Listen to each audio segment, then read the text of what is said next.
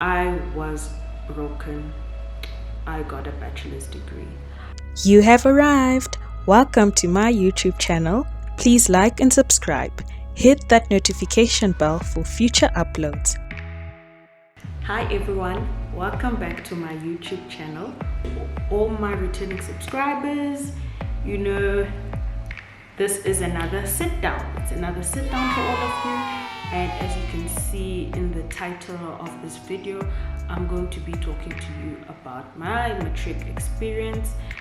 As you know, the results are coming out soon, so I thought it would be relevant to give a few pearls of wisdom. Today's title is something that's been on my mind for quite some time.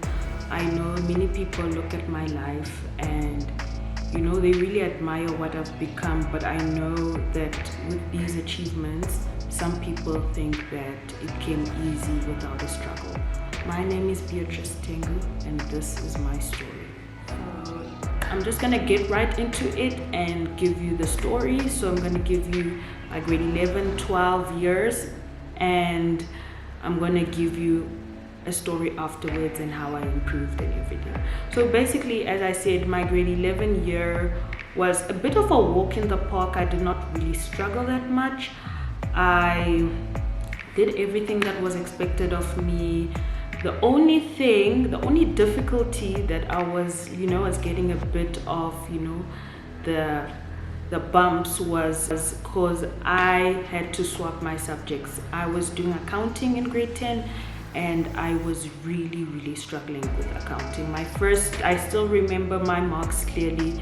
First term my mark was a 66, my second term it was a 65, and from term 3 and 4 things just spiraled out of control. I failed basically in the 40s. I failed, so I knew that accounting is not something that I should pursue. So I decided the next year to go into geography because I felt that it was a bit easier, and some of the questions that they put across, as long as you use your common sense, you can bag some points. So that's what I did.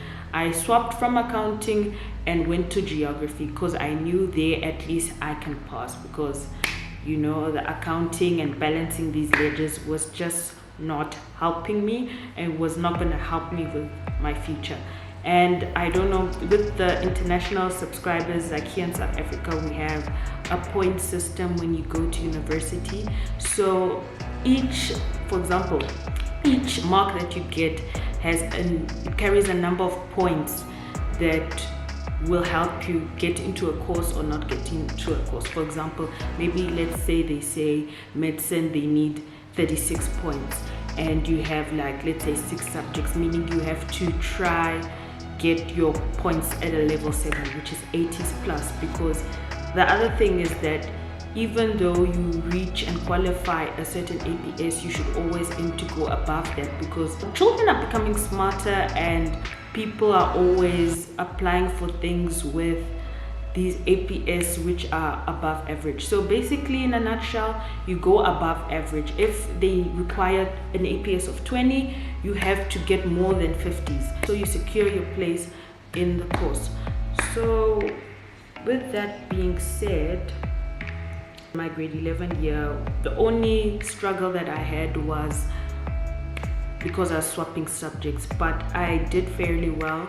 I was passing my subjects. I was even getting A's in tests, and I was not getting A's in accounting because so I told you, balancing these ledgers ain't for everyone. But 12 and I was prepared. I still had the mentality that life's just a breeze. It's just a breeze, you just say.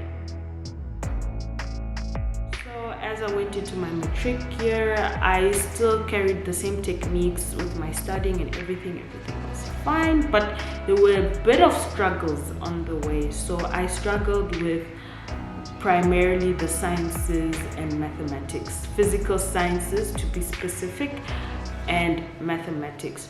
So I remember even when I was going through my Matric year, I was, what can I say?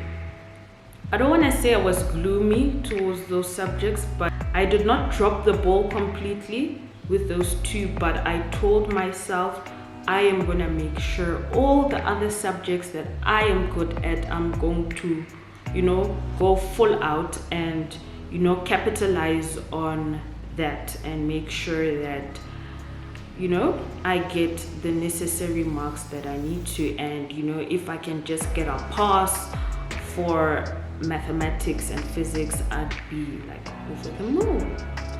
A few moments later. The day of getting my results, my matric results, I was broken. I got a bachelor's degree. I honestly feel that term, bachelor's degree, is a term that's often glamorized, but for a girl with big aspirations in life, there's still a lot of work to do. So back to the story, I got my results as I said, and I knew there were critical decisions that I had to take regarding my future. Critical decisions. My math and science, as I told you, they weren't so good, but I was not surprised because also with preliminary exams that we did before the finals gave you an indication of how well you do or how bad you do. So I was not really surprised. My parents weren't really surprised. They were proud of me with the things that I had achieved, and they were grateful. So now moving forward, with a girl that has big aspirations in life, a bachelor's degree wasn't enough. I had to thoroughly look through my subjects and see, the math was a 51%, the science was a 40-something. I said, I need to improve. With that being said, it meant that I had to go back to high school and get my textbooks. The thought of going back to school to get my textbooks was depressing, to say the least. And it was a path that I needed to take. It's something that had to be done. I think that is the most, courageous thing that I've ever done in my life, because I went there on my own. I went there myself, and all the school pupils were there. And I don't want to say I was a popular person, but with my personality, my height, I was playing lots of sports during high school, so I think many people knew me. So now people are like, she's coming back, and I remember I had to swallow the pain down my throat, and I had to be strong. I had to tell myself, you know what, B, you are not going to cry. You're not going to give these people a reason to speculate on why you're here. So I literally went up the hill, went straight to my math teacher. I told them that I need my math textbook back, and I went to my physical science teacher and I told him I need my textbook back. So I got my textbooks back, and I studied with I think my two tutors. I studied with my two tutors, but I did not study at school. I studied outside campus, outside school premises. I knew I could do it. I knew I could improve, because now I had this courage within me and the zeal to succeed. I don't know what happened in my matric year. Even now, in those two subjects, I really do not know what happened, but I know that I had a zeal that I am going to succeed one way or another. So this all happened in January, where I had to take the textbooks from school. Then I had to go and study, and my supplementary exams were only coming in March. So I studied, and I wrote the exams. And oh hey, I don't know, it was a bit shaky. I wasn't sure how I did, but I was really confident, and I trusted the process that what I have done, God has seen, and He will reward those, who've sowed. A few moments later. The day the results came out, for a second time, the SMS came through, the IAB SMS came through, and I was ecstatic because I had improved and my APS had gone up by 2 points. My math went from a level 4 to a level 5. and my physical sciences went from a level 3 to a level 4. So I was really happy, and I was really grateful, especially for my dad's advice, because my dad was like, technically you've passed your mathematics, because I got a 51%. He's like, you've passed your mathematics, but because they had a maximum of, I think, 2 subjects that we could do supplementary exams in, my dad's like, why don't you just do it for fun? And because I really enjoyed mathematics, I'm like, why not? So I just, did my supplementary exam in mathematics for fun, but I had already passed. But physical sciences, there was just no option.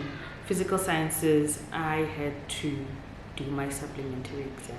So I was really happy that I had improved. My physical sciences went from a level 3 to a level 4, and my mathematics went from a 51% to a level 5, which is a big jump, and it's a big improvement to see over a period of like 2 months. It's very good. Guys, the lessons and morals that I learned from my gap year post-matric. A delay isn't a denial. Most of the time we think that when we don't have things going our way and based on our timeline, we think, there's never a chance where you're going to succeed. There's never a chance where you're going to reach that dream. But my matric year and gap year taught me that, sometimes for you to appreciate your destination, you have to go through the trials so you can appreciate the place where you're going to be in, the state of succeeding, and you won't take it for granted, because you would have known that I went through hell back and forth to get to where I need to be at, which is succeeding. The second lesson that I'd learned, not really a lesson, but like a moral that I'd learned about my story was, I know it's a very unpopular statement that I'm gonna say, but if you're in my situation, stay at home. I think for many, I don't want to say many Africans, but it's what I've noticed, that when the results come out, people and parents and African parents just want their kids to leave the house, just leave the house.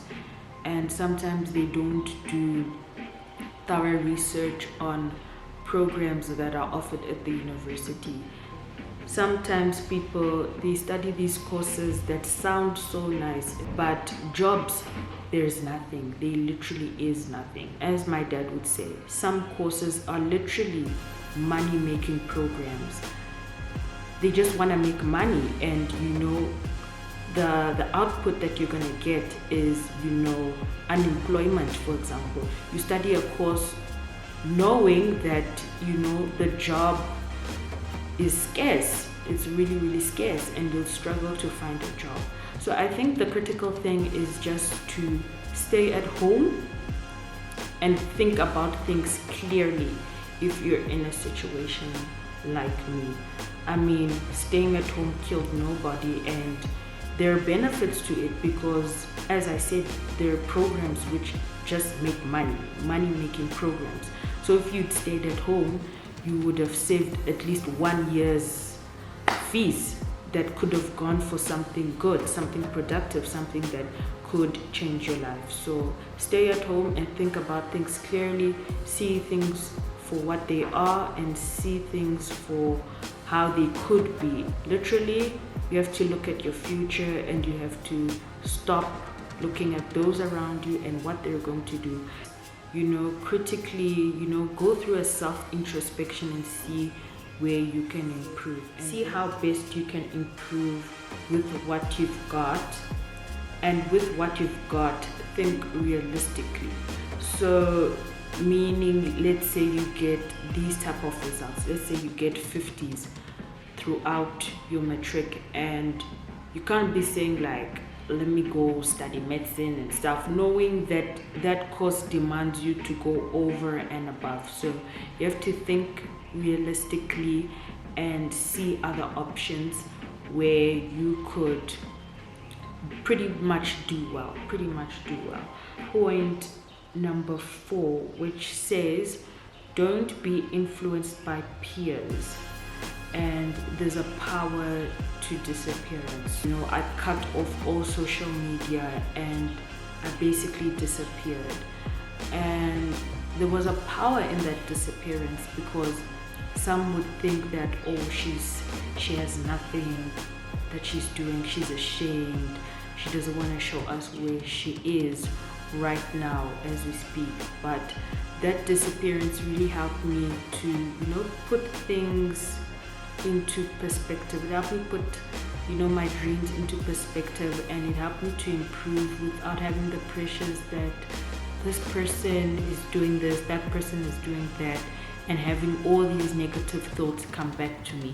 So it really helped me to stay focused on my goals and where I wanted to be in the next 3 years or the next year. So there's a power in disappearing, and disappearing doesn't mean that you're ashamed to tell people where you're at. It was a way for me to stay focused and not have distractions and not look at other people's lives and then start comparing myself to them and thinking that I am worthless.